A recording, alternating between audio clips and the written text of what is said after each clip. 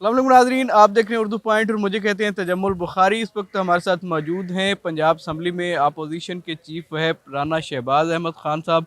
उनसे बात करते हैं, जानने की कोशिश करते हैं। राना साहब, क्या वजह है, पहले अपोजिशन एहतजाज किया करती थी, वाकआउट कर जाया करती थी, अब मुसलसल हुकूमती जो बेंचों पे बैठने वाले लोग हैं वो इजलास का बाइकाट करके वहाँ से निकल जाते हैं, क्या वजह है? बिस्मिल्लाहिर्रहमानिर्रहीम। देखें जी, ये हुकूमत के पास जो अब कोई बहाना इन्होंने बनाना होता है, ये जो बजट का ये ड्रामा लगाया हुआ है, ये लोगों को इस बारे में बता ही नहीं देते कि ऐसे ही उस पर बहस करवा रहे हैं इतने दिनों से। ना इस पर कोई बहस बती है। ये तो निगरान गवर्नमेंट का बजट पास करवाने जा रहे हैं जो 9 माह का है। जो आगे वाले 3 माह का जो बजट है वो तो इन्होंने सारा ब्लैक ये इन्होंने रखा हुआ है उस ब्लॉक एलोकेशन में। तो बस ये लोगों को सिर्फ बेवकूफ़ बनाया जा रहा है, इसलिए ये बाईकाट करते हैं। कभी इनकी जो वज़ीर साहिबा हैं तो इतलात की वो आती हैं, वो बाईकाट कर जाती हैं, कभी इनके वज़रा बाईकाट कर जाते हैं, कभी कभी इनके एमपीएस बाईकाट कर जाते हैं। तो ये वैसे ही निज़ाम चलाने की कोशिश कर रहे हैं। अच्छा राणा साहब, कल पंजाब असम्बली आप तो अंदर से ऐवान के अंदर मौजूद थे, तो अज़मा बुखारी साहबा जो हैं वो बाइकआउट करके बाहर चली गई थी, तो क्या वजह बनी थी?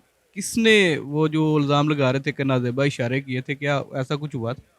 देखें जी, वीडियोज़ हैं, पूरी पंजाब असम्बली कवर होती है, ऊपर मीडिया बैठा हुआ था। कोई वैसे मुझे तो ये भी नहीं पता कि नाज़ेबा इशारा कौन सा है और अच्छा इशारा कौन सा है। तो अगर आप देखें वीडियो निकाल कर देख लें तो वो एमपीएस जो थे वो मेरे बिल्कुल पीछे बैठे हुए थे। तो उन्होंने, कर्नल शुएब उनका नाम था, उन्होंने सिर्फ इशारा करके ये कहा था कि मैडम आप बैठ जाएं, ये टॉक शो नहीं है, ये पंजाब असम्बली है। जो जब दूसरा बात कर रहा हो तो आप अपनी बारी से बात करें। इतनी बात थी, इससे ज़्यादा बात नहीं थी। तो इंक्वायरी उन्होंने लगवा दी थी कल डिप्टी स्पीकर साहब ने। तो दूध का दूध पानी का पानी हो जाए। अच्छा, तो बाद में आप ही सूबाई वज़ीर इत्तलात अज़मा बुखारी साहबा को मना के ऐवान में लेके आए थे, तो क्या आपके मुज़ाकरात हुए, क्या गुफ्तगू हुई? देखिए, वो ख़वातीन जो थी वो तमाम हमारी बहनें थीं। तो जब मैं उधर गया तो उधर सारा उन्होंने इतराज़ किया जी, इन्होंने हमें 2 नंबर औरतें कहा है। तो मैं फिर उधर गया, मैंने कहा ऐसी बात जो है नहीं है। वो सारे एमपीए ही कहते हैं, वो 2 नंबर एमपीएज़ कहते हैं जो फॉर्म 47 पर आए हुए हैं। जो ये हमारी सीटों पर आई हुई ख़वातीन हैं वो कहते हैं ये 2 नंबर एमपी हैं। मैं कहा और इसके अलावा किसी ने औरत के बारे में कोई बात नहीं की। अच्छा, ये बताइएगा कि सुन्नी इत्तेहाद कौंसल के जो गिरफ्तार अरकान हैं, जो अभी भी जो गिरफ्तारी में हैं, उनके प्रोडक्शन आर्डर नहीं जारी किए जाते, तो क्या समझते हैं कि स्पीकर का ये रवैया ठीक है? ये देखें जी, 2018 में ये जो अब रूल्स बना था तो हम सब ने इसकी हमायत की थी। हम हुकूमत में थे तो इमरान खान साहब ने कहा था कि ये जो लोग हैं इनको इनका हक मिलना चाहिए, बिल्कुल इसको मंजूर करवाएं। तो उसमें आपने देखा कि हर रोज़ किसी न किसी कमेटी में अपोजिशन लीडर हमजा शहबाज होते थे, उस मीटिंग बुलाई जाती थी। उनको फिर वो आते थे और फिर इजलास में आते थे, इजलास बुलाए जाते थे बाकायदगी से कि वो इधर आएँ। लेकिन अब ये इतने, मैं इनको अब क्या कहूँ कि ये इतने नीचे लगे हुए हैं किसी के, तो ये किसी को बुलाना ही नहीं चाह रहा है किसी एमपीए को। और देखें, अहमद भट्टी जो है उसने सीएसएस का इम्तिहान पास किया, उसने नौकरी छोड़कर, उसको क्या ज़रूरत थी सियासत में आने की। वो डीसी आज लगा होना था, वो इसीलिए उसने नौकरी छोड़ी है कि वो चाहता था कि हम कोई पाकिस्तान के लिए, अवाम के लिए कोई कानून बनाएं, कोई असम्बलियों में जाकर बैठें, कोई पाकिस्तान की बेहतरी के लिए काम करें। तो नौकरी से बेहतर है कि पाकिस्तान की नौकरी कर लें। मतलब ये बताइएगा कि अब्दुल हलीम खान जो आपके पुराने साथी थे, उन्होंने 11,000 कनाल से ज़ायद जो अराज़ी है वो रूडा से एलोकेट करवा ली है। क्या कहेंगे कि उनका जो मिशन था उसमें कामयाब हो गया? देखें जी, ये जो बड़े बड़े लोग हैं ना, इनके पीछे भी बहुत बड़े बड़े लोग। तो मैं बड़ा छोटा सा आदमी हूँ, तो आप मुझसे ना सारा कुछ पूछें, आप सबको पता है। तो ये जो है ना, नाम उनका है तो जाने कई कई नामों पे है। अच्छा राना साहब, ये बताइएगा कि वज़ीर आला पंजाब मरीम नवाज़ साहबा की जानिब से एक ऐलान किया गया है कि वो आप कोई प्रोटोकॉल नहीं लेंगी, अगर कहीं पे जाती हैं, ना तो रास्ते बंद होंगे, ना ही दुकान बाज़ार बंद होंगे और ना ही कोई कालीन बिछाए जाएँगे। क्या कहेंगे इस हवाले? सर, ये एक बहुत बड़ा झूठ है। वो तो जाती उमरा से हेलीकॉप्टर के ज़रिए गवर्नर हाउस में आकर उतरती हैं, उधर से फिर प्रोटोकॉल के ज़रिए जाती हैं। ये ऐसे ही इनकी हमेशा ये यही कहते होते हैं, तो लेकिन ये सारे काम करते हैं।